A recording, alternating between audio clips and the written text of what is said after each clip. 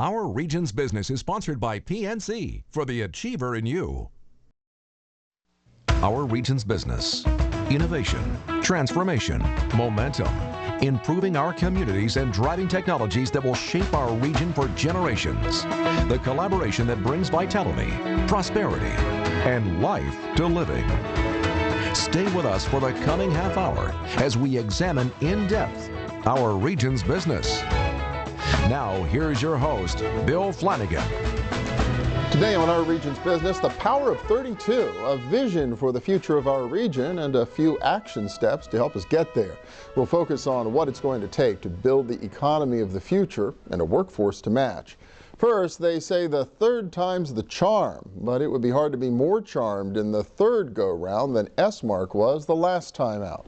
From June 2003 through August 2008, the company grew its price per share from 25 cents to 19 and a quarter. At that point, the publicly traded company sold its assets and Esmark disappeared for a short time. Now the Esmark name is back in the steel services, oil and gas businesses, to name but a few, and building a new corporate center in Sewickley, just down the Ohio River from Pittsburgh.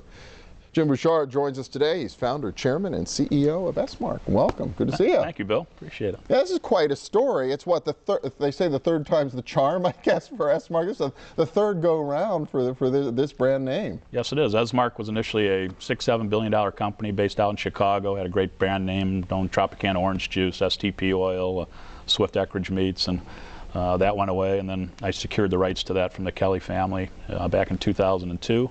And obviously then we built it from one employee, myself, to about 3,200, about $3 billion in revenue, and took it public on the NASDAQ. That was a steel company for the most part? That was 100% steel. Okay. And we sold that to Severstal, Russian firm, for about a little over $19 a share.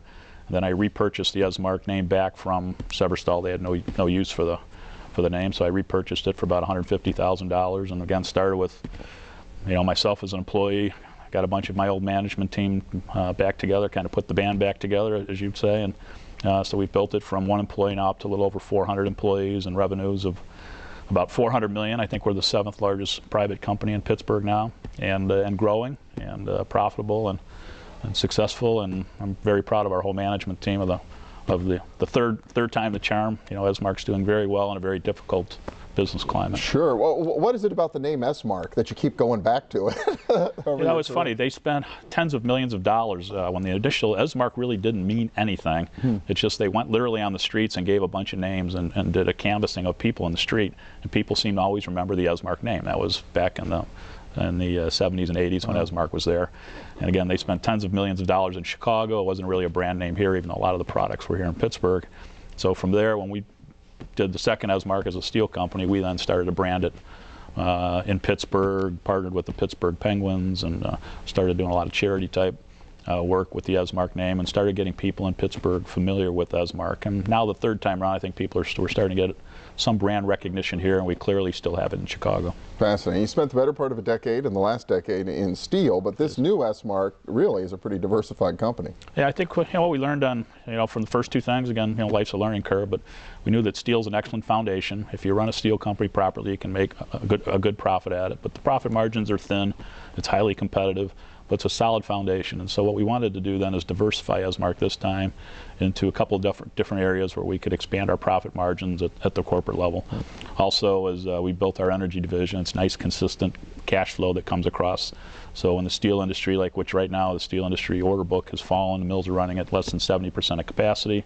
They're struggling. Our oil actually is now up over $100 per barrel. We have a nice, consistent earning stream off of our oil group. So learned some of those lessons from the USX when they had steel and oil, and traditionally oil and steel are counter-cyclical to each other. So I want to design a company so right now, even though steel is down, that our other divisions are performing very well. So I kind of stole a little bit from GE and from USX, and we're just doing it on a much smaller scale. All right, and enjoying some growth, building a new headquarters, right, up in Sewickley? Yes, we're very excited. We started this project about 2 years ago. I think our just lucky our timing's good. Class A space is 94-95% occupied in the Pittsburgh area. A lot of people are moving in, the Chevrons and the Shells, because of the Marcellus play. And we had started the engineering, the work with the borough, designing, architects and the like. And so we're ready to go. We actually started to push the dirt, moved a storage facility from there, the existing mini storage, down to Glen Osborne. We actually took an ownership position in that, so that's a small project, just a little cash flow. And so we expect to have the superstructure up in March, about a $9 million, 39,000 square foot Class A complex that we're going to be very proud of. So we've decided, Esmark is now a Pittsburgh-based company. It was Chicago. And yeah, how did that come about? Because the original Esmark was Chicago-based company. All the brand equity was there. You were there at the time, right? Yes, yes. It was Pittsburgh's our home now. Our kids were very happy. They're out at Quaker Valley and go to school. The school systems are great. People are wonderful here. Pittsburgh's kind of our home. Most of our managers now live in Pittsburgh. Some have relocated from other areas and now live here, and it's their home. And so our senior management team's here. So we've, instead of being in Chicago, we've made a decision that we're going to be focused and dedicated to the Pittsburgh market. We've even moved more of our resources to charity work and for branding in the Pittsburgh area for Esmark. And obviously now we've picked our headquarters here, and Pittsburgh's our home. It'll be Esmark's home for a long, long time. What do you really like about this region as a place to do this and the potential to grow the company from here? Well, for example, like out in the Edgeworth borough, when I met with Sewickley and the Edgeworth folks, they did everything they could possibly do to get us into that building, make it easy for us. We didn't ask for any tax breaks or tax things from Allegheny County. We've never done that, and we haven't done that on this project. But they did everything to move, but move the dirt for us to move in. And it's just in the Pittsburgh area, we find a can-do attitude. In the Chicago area right now, the state of Illinois, obviously the state's in trouble. Tax rates are shooting up. They're really doing nothing for small businesses or us medium-sized businesses to grow. And we found the exact opposite. We've met with the Allegheny Conference, very supportive. Edgeworth, Sewickley, very supportive. The whole city of Pittsburgh has been very supportive. Leo Gerard at the United Steelworkers. Without Leo and Dave McCall, we would not have been able to repurchase a bunch of our United Steelworker-based steel companies back from the Russians. So they got directly involved in the negotiations with us so we could bring those plants back into Esmark, and we had made a commitment to Leo and the Steelworkers that we were going to make this a Pittsburgh-based company. So, we all work together, and so it's about the team and the partnerships, and Pittsburgh's been there for us. Well, great story. Well, continued success. The company is called Esmark, although hopefully everybody knows that by now. Jim Bouchard, the chairman and CEO. Thank you so much. Thank you, Bill. Meet you. Yeah. And we'll be back with more of our region's business in just a moment. Stay with us.